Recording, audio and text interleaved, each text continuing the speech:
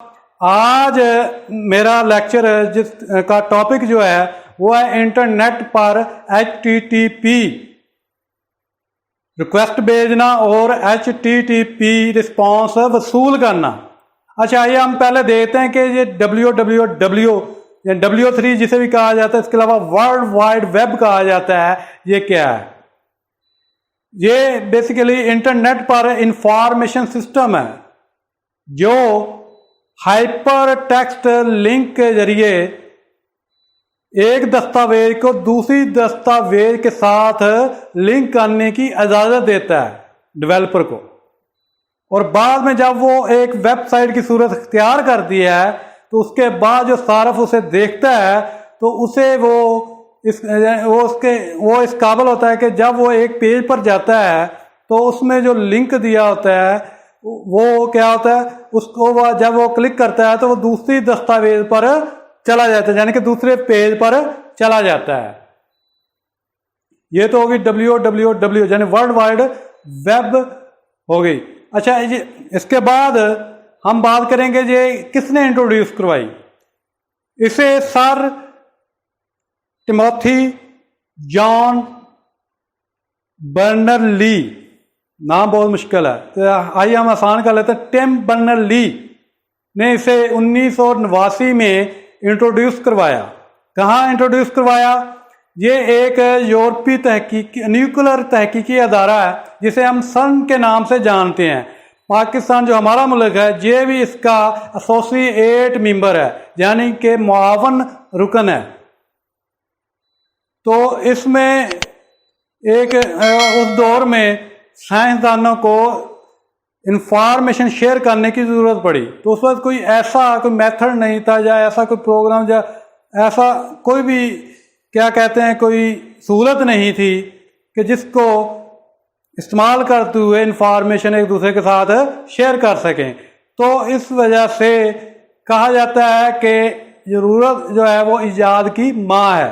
तो इसे को देखते हुए जब भी इस चीज़ की ज़रूरत पड़ी तो सर टिम बर्नर-ली ने इसे 1989 में इंट्रोड्यूस करवाया। इसमें जो कंप्यूटर इस्तेमाल हुआ वो नेक्स्ट कंपनी जो बाद में एप्पल के को फाउंडर यानी CEO जिसे हम स्टीव जॉब के नाम से जानते हैं, जिन्होंने आईफोन का इंट्रोड्यूस करवाया दुनिया में, जो आज भी इस्तेमाल हो रहा है और सबकी जो पसंदीदा स्मार्टफोन है वो आईफोन है, उसका वो मालिक था। इसके अलावा वो पहले नेक्स्ट कंपनी जो चला रहा था उसका बनाया हुआ कंप्यूटर जिसे नेक्स्ट क्यूब कहा जाता था, उससे बतौर टिम बर्नर-ली ने बतौर सर्वर इस्तेमाल किया। उसमें जो ऑपरेटिंग सिस्टम इस्तेमाल हुआ उसका नाम था नेक्स्ट स्टेप ऑपरेटिंग सिस्टम।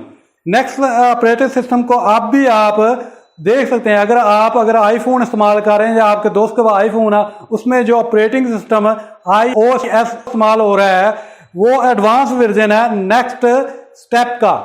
ये next step basically Unix base है, यानी यूनिक्स जो सबसे ताकतवर तरीन ऑपरेटिंग सिस्टम है उस पर ये बेस करता है। अच्छा, ये तो बात होगी www की, यानी वर्ल्ड वाइड वेब की। इसके बाद हम देखते हैं जो हमारी किताब में क्या है। अच्छा, ये हम पहले www पर बात कर चुके हैं। अब किताब जो दिया गया उसमें यानी कि क्या कहा गया कि www यानी वर्ल्ड वाइड वेब क्या है? एक सिस्टम है जिसमें सर्वर क्लाइंट का को HTTP रिस्पॉन्स देता है। अच्छा, ये रिस्पॉन्स कैसे देता है? तो इसके लिए हम एक कंप्यूटर में ब्राउज़र इस्तेमाल करते हैं जिसे वेब ब्राउज़र कहते हैं, जो क्रोम आजकल क्रोम का है एक ब्राउज़र, वेब ब्राउज़र, एक इंटरनेट एक्सप्लोरर है, इसके अलावा फायरफॉक्स है। तो इसमें हम क्या करते हैं, इसमें एक एड्रेस की जगह दी होती है, इसमें हम URL लिखते हैं। URL, ये URL क्या है? इसे हम वेब एड्रेस कहते हैं। URL stand for uniform resource locator, इसे हम क्या कहते हैं? इसके अलावा वेब एड्रेस। आपके सामने वेब एड्रेस भी की चंद मिसालें दी गई हैं।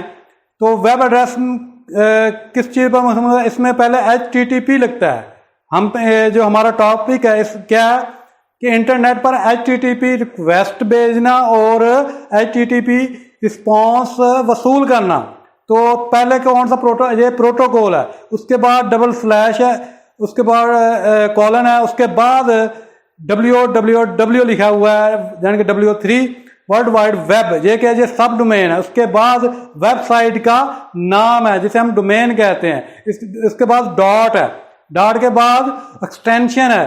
मिसाल के तौर पर आपके सामने अगर ये सरकारी वेबसाइट खोली हुई है यानी कि गवर्नमेंट की, तो उसके आगे GOV लिखा हुआ है और उसके बाद इसका कोड है .pk। इसी तरह जो हमारी वेबसाइट एजुकेशनल होती हैं, एजुकेशन बेस होती हैं, जिस तरह हमारा बोर्ड की वेबसाइट या हमारी कोई यूनिवर्सिटी है उसकी वेबसाइट, उसमें क्या है, उसमें जो एक्सटेंशन होती है वो .edu इस्तेमाल होती है। क्योंकि एक्सटेंशन, जिस तरह आप कंप्यूटर में कोई फाइल वगैरह खोलते हैं, मसलन अगर उसके .doc लिखा हुआ हो तो उससे मराज ये होता है जब माइक्रोसॉफ्ट वर्ड में फाइल खोलेगी, जो डॉक्यूमेंट बेस फाइल है। .gpg लिखा हो तो इसका मतलब वो तस्वीर की डॉक्यूमेंट है, यानी तस्वीर है। इसी तरह जो साइट है, इसकी जो एक्सटेंशन होती है, इससे पता चल जाता है कि इसकी वेबसाइट का पर्पज क्या है, ठीक है ना। ये सरकारी है, ये एजुकेशनल है, ये कमर्शियल बेस है। तो उसके बाद उसका कंट्री कोड लगता है .pk। जो कोड है वो अमेरिका का है तो क्या लिखा होगा, US, ठीक है ना। अगर इंडिया का कोड है तो IN लिखा होगा, ठीक है ना। इससे पता चलता है कि ये वेबसाइट किस मुल्क से बिलोंग करती है, ठीक है। अच्छा, ये तो हो गया। इसमें जो हम जब ब्राउज़र पर एड्रेस लिखते हैं किसी भी वेबसाइट का, वो क्या है, वो रिक्वेस्ट भेज रहा है सर्वर को। ये रिक्वेस्ट किस में जा रही है, ये रिक्वेस्ट जो एड्रेस का है ये HTTP में जा रही है, यानी कि हाइपर टेक्स्ट ट्रांसफर प्रोटोकॉल के जरिए सर्वर तक पहुंचती है। इसे हम कहेंगे HTTP रिक्वेस्ट। उसके बाद जब ये सर्वर तक पहुंचती है, उसके बाद जो आपके सामने एक वेबसाइट या वेब पेज खुलता है ब्राउज़र पर, तो वो क्या है, वो रिस्पॉन्स आ रहा होता है HTTP के जरिए आप तक। जो वेब पेज है वो क्या है, वो रिस्पॉन्स भेज रहा है HTTP के जरिए, कौन, वेब सर्वर, ठीक है ना।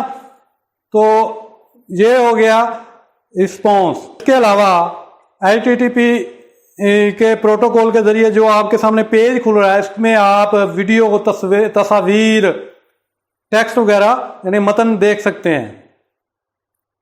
तो यानी कि जो आपको रिस्पॉन्स का आ रहा है, इसके अगेंस्ट जो आप एड्रेस लिखते हैं और उसके अगेंस्ट जो रिस्पॉन्स दे रहा है आपको सर्वर, उसे हम क्या कहेंगे, HTTP सर्वर।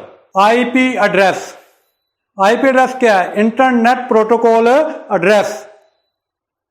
अच्छा, इंटरनेट प्रोटोकॉल एड्रेस क्या है, ये DCHP यानी कि डायनामिक होस्ट कॉन्फ़िगरेशन प्रोटोकॉल आपको ये IP एड्रेस मुहैया करता है आपकी डिवाइस को। कब करता है, जब आप इंटरनेट के साथ मुंसलिक होते हैं। इसके दो स्टैंडर्ड हैं, एक है IPv4, एक है IPv6 यानी कि वर्जन 6। IP जो V4 है ये 1981 में इंट्रोड्यूस करवाया गया, ठीक है। सबसे पहले इसका इस्तेमाल ARPANET जो एक US कंपनी है, उन्होंने सबसे पहले इसका इस्तेमाल किया। कब किया, 1983 में। अच्छा, इसके अलावा ये IP एड्रेस बेसिकली 4 हिस्सों में तकसीम किया गया है। IP एड्रेस को 4 हिस्सों में, और हर हिस्से के आखिर में यानी कि हिस्सों को अलग करने के लिए हमने इसे डॉट इस्तेमाल किया, यानी फुल स्टॉप का इस्तेमाल किया है। और एक हिस्सा जो है वो 8 बिट पर मुश्तमिल है। कितने बिट्स पर, 8 बिट्स पर। यानी कि ये कह सकते हैं कि एक हिस्सा जो है वो, उसमें जो नंबर आ सकते हैं वो 0 से लेकर 255 तक एक हिस्से में नंबर आ सकते हैं। इसके अलावा एक हिस्से को हम ऑक्टेट भी कहते हैं। ऑक्टेट क्या है, ये जो 8 मिसरों को इंग्लिश में जो नाम है, जो 8 मिसरे का कम्बिनेशन है शायरी में, उसको ऑक्टेट कहते हैं। तो इसीलिए इसमें जो 8 बिट्स हैं, इसका जो मजमूआ है या एक हिस्सा है, उसको हम ऑक्टेट कहते हैं।